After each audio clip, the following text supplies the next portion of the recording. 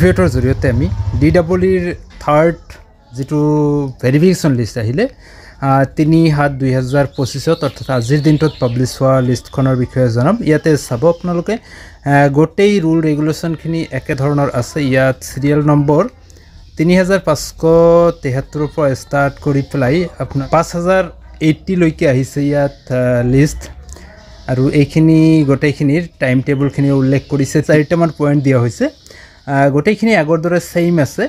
তো ইয়াত নেক্সট আৰু কোনো লিষ্ট পাব্লিছ হ'ব নে নাই তেনেকুৱা ধৰণৰ কোনো কথা উল্লেখ কৰা হোৱা নাই।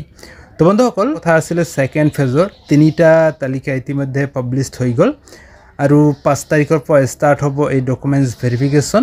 চেক কৰি পেলাই আপোনালোকৰ ডেট ৱাইজ আৰু টেবিল এই গোটেইখিনি কথা ইয়াত উল্লেখ কৰা হৈছে।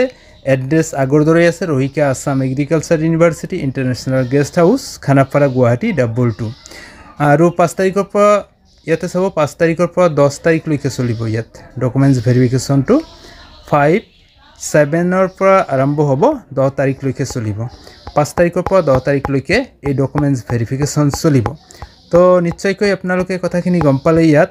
তো আমি আপোনালোকক দেখুৱাম যে 5 তাৰিখৰ পৰা 10 তাৰিখলৈকে চলিব ডকুমেণ্টছ, যিহেতু ইয়াত 8 তাৰিখৰ কথা উল্লেখ আছিলে, আৰু এই 8 তাৰিখৰ পিছত দুদিনমান সময় কিন্তু ইয়াত বঢ়াই দিয়া হ'ল।